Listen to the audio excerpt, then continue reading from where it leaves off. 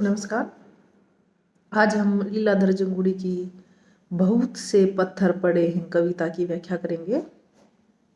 इस कविता में कवि ने पत्थर प्रतीक माना है मनुष्य की क्रूरता का। जैसे पत्थर दिल बोलते हैं ना हम, तो वो कि पत्थर दिल वो होता है जो मानव क्रूर हो। तो मानव की क्रूरता पर प्रकाश डाला है पत्थरों के माध्यम से। बहुत से पत्थर पड़े हैं पृथ्वी पर, कुछ तो समुद्री धाड़ तक सुने हैं, कुछ ने सुनी है सिर्फ बारिश की आवाजें। बहुत से ऐसी जगह पड़े हैं जहाँ पानी की आवाज ही नहीं जाती। तपस्वियों की तरह हमसे बहुत दूर ऐसे भी पत्थर हैं जिन्होंने सिर्फ गिरती बर्फ की गुम होती हुई आवाज सुनी है।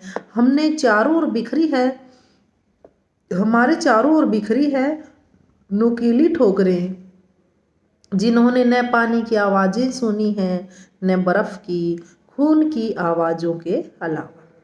तो प्रस्तुत पंक्तियां हमारी हिंदी की पाठ्य पुस्तक समकालीन हिंदी कविता में संकलित बहुत से पत्थर पड़े हैं कविता से अवतरित है। इस कविता के रचयिता लीलाधर जंगुड़ी हैं। इस कविता में उन्होंने भिन्न भिन्न प्राकृतिक परिवेशों में पड़े पत्थरों की दशा का चित्रण करते हुए मानव की क्रूरता का वर्णन किया है। बहुत से पत्थर पड़े हैं पृथ्वी पर। कवि कहता है कि इस विशाल पृथ्वी पर बहुत सारे पत्थर पड़े हुए हैं, बहुत सारे पहाड़ हैं, पत्थर हैं अलग अलग तरह के, बहुत सारी चट्टानें हैं। कुछ तो समुद्री धाड़ तक सुने हैं, कुछ ने सुनी है सिर्फ बारिश की आवाजें। बहुत से ऐसी जगह पड़े हैं। कुछ पत्थर तो ऐसे हैं जिन्होंने समुद्रों की धाड़ सुनी है, अर्थात उन्हें समुद्र की लहरों द्वारा बाहर निकाल दिया गया है। कुछ पत्थर ऐसे स्थलों पर पड़े हैं जहाँ सिर्फ बरसात की आवाजें ही आती हैं, और बहुत से पत्थर ऐसे हैं जहाँ मरुस्थलीय क्षेत्रों में पड़े हैं, जहाँ कभी भी पानी की आवाजें नहीं जाती। जहाँ पानी की आवाज ही नहीं जाती, तपस्वियों की तरह हमसे बहुत दूर।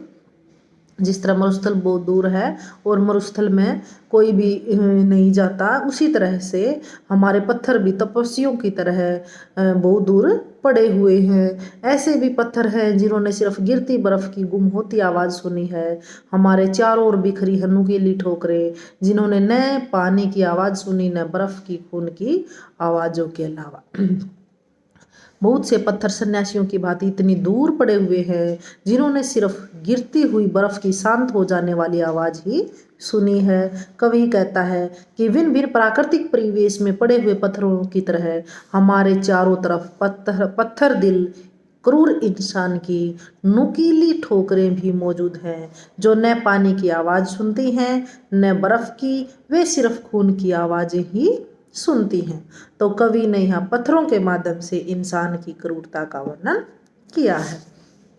पानी की आवाज के बिना जो पत्थर गुजरे वो मलबे दलदल में चुभे हुए होंगे कहीं। जिन पत्थरों पर से गुजरी होगी नदी, उन्होंने अगर पानी से मिलाई होगी अपनी आवाज, तो रेते हो चुके होंगे और कछारों में बगुलों संग बगुले बनकर उड़ रहे होंगे। अगर वे नदी मार्गों से अलग छिटक पड़े हैं, वर्षा की झाड़ियों से भी अछूत कहीं, तो पानी के स्पर्श और उसकी आवाज़ों के लिए तड़फ रहे होंगे अपने स्थिर आकार में। कछार का मतलब होता है नदी के तट की जमीन, और अछूत का अर्थ होता है अस्पर्शीय, जिसे छुआ न जा सके। तो कवि कहता है कि हमारे चारों ओर पत्थरों की नुकीली ठोकरें बिखरी हुई हैं, जिनको न तो पानी की आवाज़ें सुन सकती और न ही बर्फ की खून की आवाज़ें। इस प्रकार जो पत्थर पानी की आवाज़ को सुने बिना जमीन में पड़े हैं, वे कहीं न कहीं मलबे और कीचड़ में दबे पड़े हैं और चलने वालों को चुभते होंगे। जिन पत्थरों से नदी का प्रवाह बह रहा होगा, अगर उन पत्थरों ने नदी के पानी से अपनी आवाज़ को मिलाने का प्रयास किया होगा, तो वे अब तक रेत बन गए होंगे और कछुआरों के बगुलों संग बुगले उड़कर बन रहे होंगे। और यहाँ पर कवि ने नदी के लुढ़कने वाले पत्थरों की ओर संकेत किया है कि नदी में लुढ़कने वाला पत्थर अपना अस्तित्व खो देता है और अंत में वह भी नदी के पानी के जो रेत है उसके रेत में मिलकर खुद भी रेत बन जाता है। अनंत रेत बनने के बाद ये पत्थर बगुलों के साथ बगुले बनकर आकाश में उड़ रहे होंगे। अर्थात पत्थरों से बनी हुई रेत हवा में उड़ती रहती है। यदि नदी के मार्ग से अलग होकर वे कहीं पर पड़े हुए हैं तो उन पर बरसात की झड़ी का कोई भी प्रभाव नहीं होता। वे उसे छू भी नहीं पाते। वे तो पानी को छूने के लिए और उसकी आवाज़ों को सुनने के लिए अपने स्थिर आकार में तड़फ रहे होंगे। तो कवि ने यहाँ एक बार फिर भिन्न भिन्न प्रकार के पत्थरों की दशा पर प्रकाश डाला है। पुनरुक्ति, प्रकाश और मानवीकरण अलंकारों का स्वाभाविक प्रयोग किया है कवि ने। सहज, सरल व साहित्यिक हिंदी भाषा का प्रयोग किया है। शब्द चयन सार्थक व सटीक है। सब संपूर्ण पद्यांश में प्रसाद गुण है। वर्णनात्मक शैली व मुक्तक छंद का भी कवि ने यहाँ पर प्रयोग किया है। धन्यवाद।